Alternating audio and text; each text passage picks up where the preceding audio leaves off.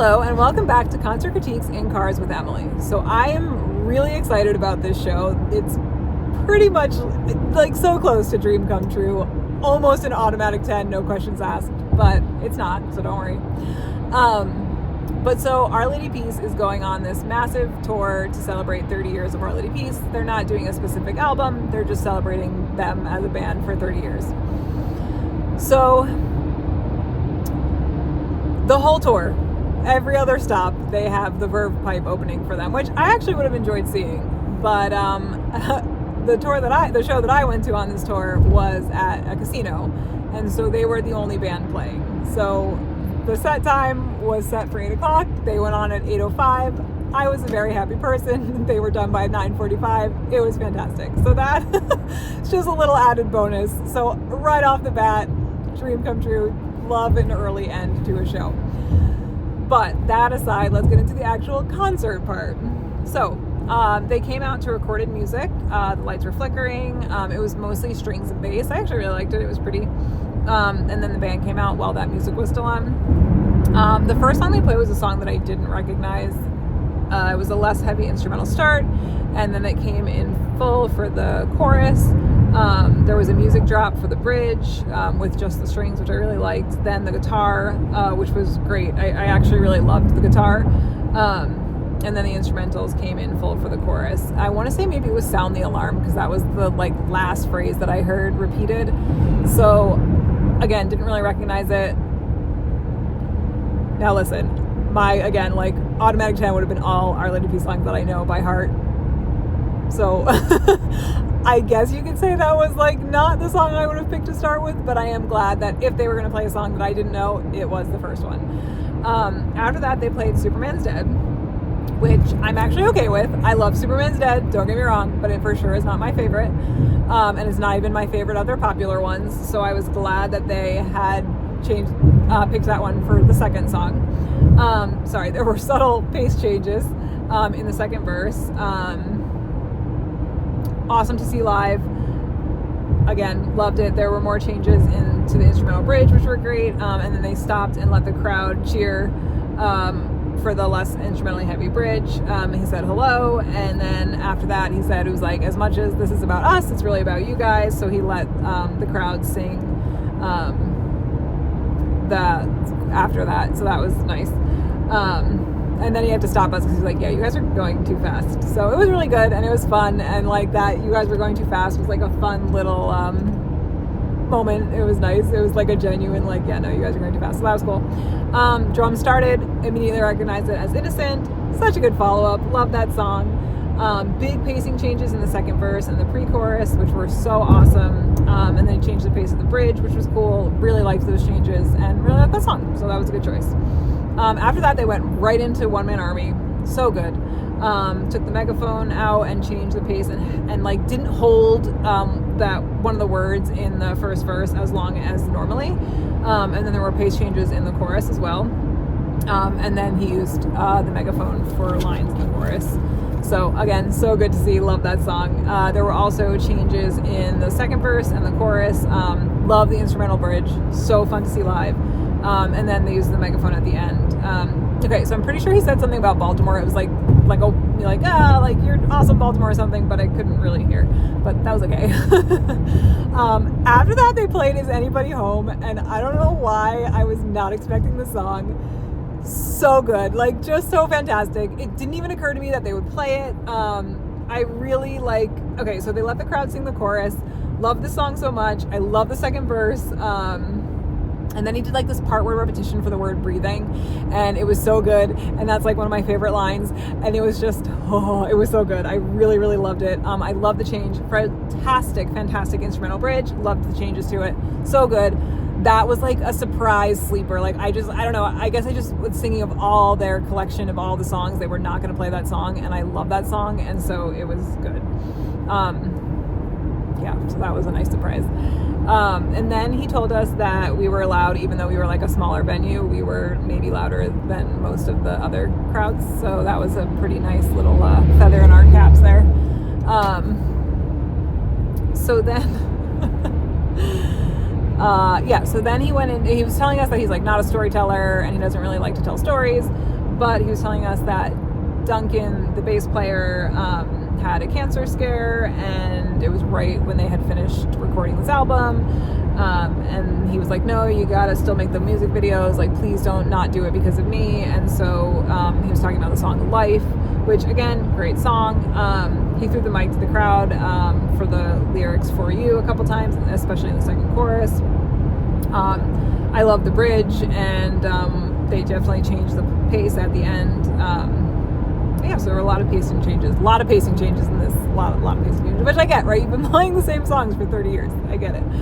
After that, they went into Not Enough, which was a fantastic follow-up for Life. So great to see live. Always loved that song. Lots of pace changes in the chorus, but like not subtle ones, like really awesome ones. I love the bridge, and the shift in instrumentals is so great for the bridge. I love that. Okay, and then he definitely added in I Hope You're Well during the bridge, and then he took the megaphone out, and then there was a drum solo in the instrumental part. The bridge was so good. So yeah, so he sang the lyrics of the bridge through the megaphone, so that was awesome. Fun change, super cool effect. Really liked that version of the song, and I just like that song in general, so that was nice to see. After that, he mentioned the book Age of Spiritual Machines, and that, you know, they predicted AI, and 87% of the predictions that were written had come true.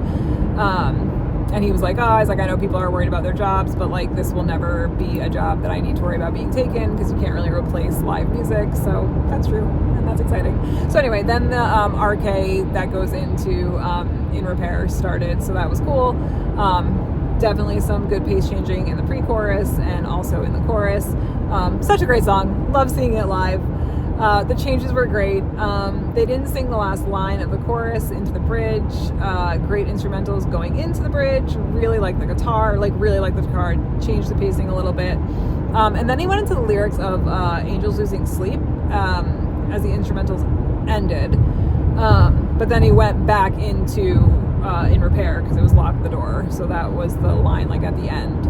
But there was definitely, I think, some Angels Losing Sleep in there. So that was cool. Like that little tiny like slip in. Sorry. Hopefully this won't last long. Of course it will, because that is my luck. So then he told the crowd that he was playing this because someone asked him to, and I was like, man, I wish I could have like thought and to ask for our, If You Believe, but I had a feeling they weren't going to play that anyway. But the song they ended up playing was Everyone's a Junkie, and man, that's a good song. Like that was, again, a good, like, definitely wasn't going to see that song. But yeah, so it was unexpected and it was awesome. Pace changes in the second chorus, got the megaphone for the bridge, so that was really cool. And again, like just a surprise, and everyone went crazy. And I was actually, not that I was surprised that people didn't, like, I know people know that song, but I guess I was just surprised that people were so excited about that song. And this is why, Our Lady Peace, you need to play older songs that no one knows and doesn't like remember, because they're so good when they come out and they're like, oh my gosh, I love that song. Okay. After that, they played Paper Moon. I love this song so much. It was not their single when they released the album that it's on, I don't think. I mean, it may have been like the second single, but it was not the first single. So I love and appreciate the fact that they play Paper Moon every time I've seen them since that album has come out. I love that song so much. Such a great pick. Like, so many subtle pace changes in the first verse, and then in the chorus, lots in the second verse, like fantastic guitar in the instrumental bridge, and then it was like an extended instrumental bridge a bit. Like, loved it. Literally so good. I love that song so much. Play it every time, please. Like, it's just so amazing. So then he got the acoustic guitar out, and it was an instrumental intro to Somewhere Out There. Such a classic. Great placement also. Love the pacing changes. Let the crowd sing the word space in the first verse. Again, it's a little thing sometimes. Instrumentals came in halfway through the first verse. Pacing changes in the chorus and the second verse as well. I just love the lyrics in the second verse. So yeah, there were some really good changes in the chorus after the bridge, so I really liked it. Again, always good to see that song, and I know it's hard to always have to play that song night after night, but it's a great one, and it was good to see. After that, they played 4 a.m. Loved the lyrics, especially in the second verse. They let the crowd sing most of the first chorus, like adding words here and there to keep us on track. Changes some pacing in the second verse. Okay, so then when he sang the lyrics too much, in the second verse. It was like so different and well sung. I really, really liked that change. Fantastic. And then he didn't sing the last 2 words of the song. He just kind of like faded out from the mic. So that was pretty cool. After that, he went to Clumsy, which is literally the best follow-up. That like 1-2, like, oh, so good.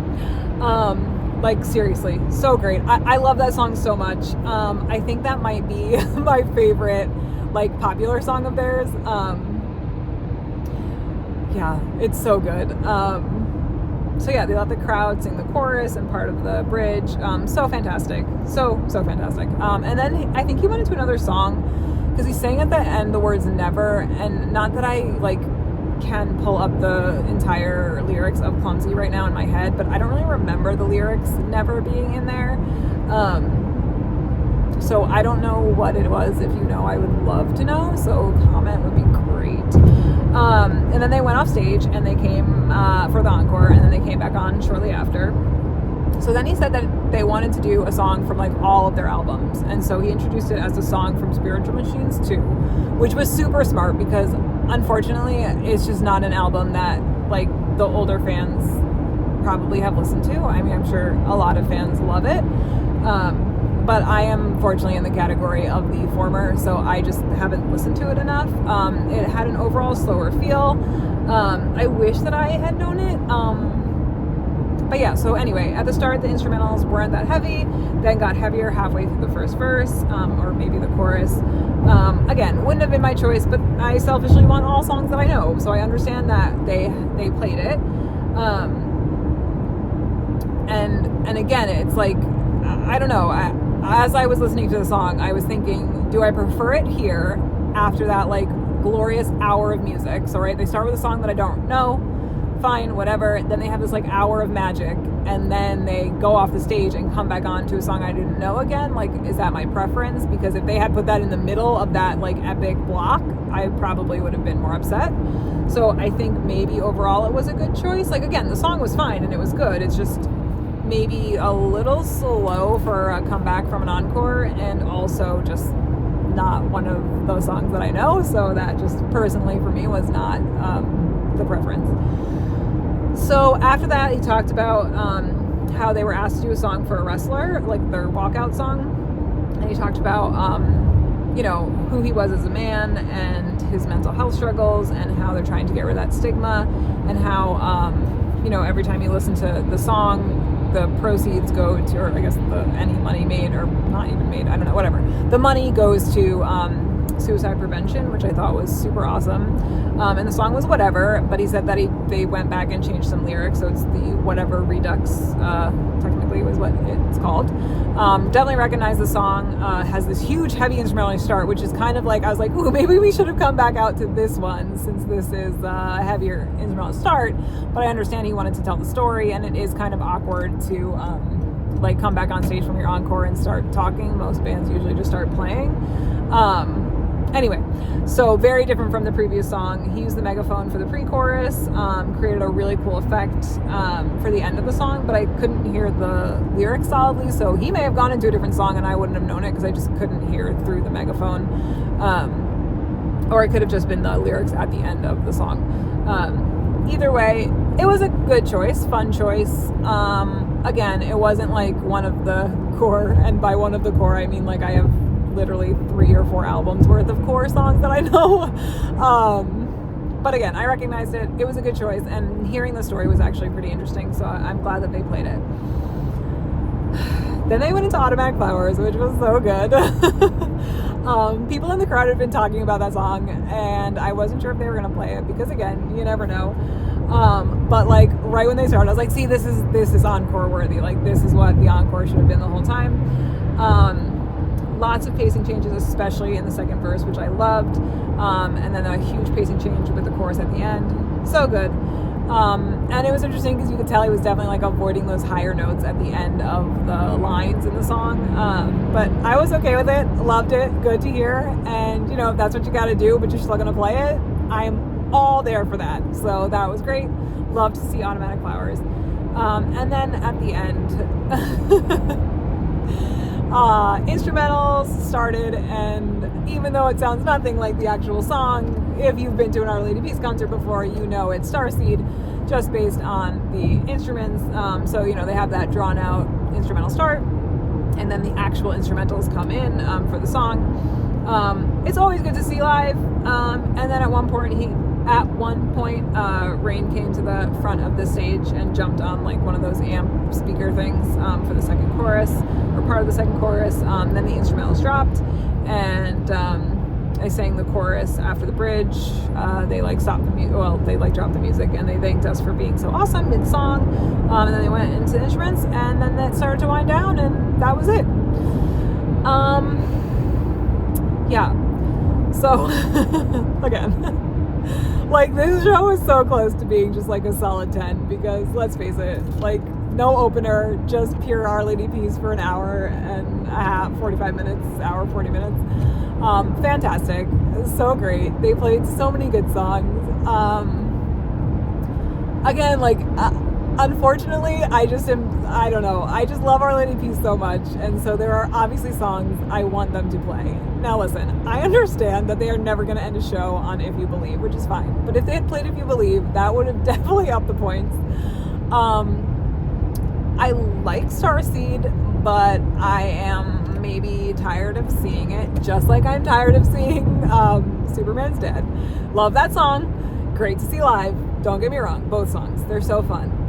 But, Hope, I don't think I've ever seen them play live. Would love to see them play Hope. Even Denied, I don't think I've ever seen them play Denied live either. I have seen all of Spiritual Machines because I went to that concert specifically, so that was great. So, that will always be in my heart. But obviously, anything from there would have been great. Automatic Flowers, I don't think I've ever seen them play, Blister or Shaking. Oh, Shaking would have been so good, too. That is what I want from a 30-year tour. So loved it. Don't get me wrong. Super great.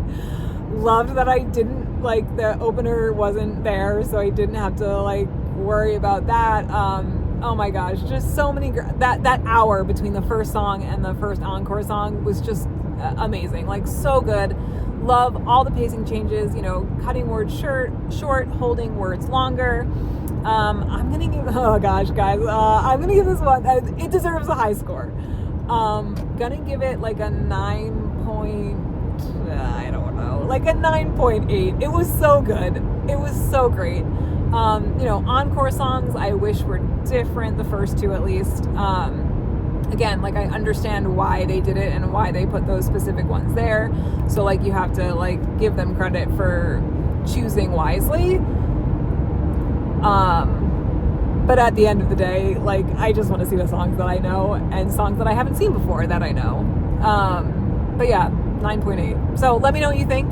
Do you agree with the score? Were you there? Were you at a different show? Was the Verve Pipe really good and we were sad we missed it? Let me know. Subscribe, comment, and I will see you guys next time. Bye!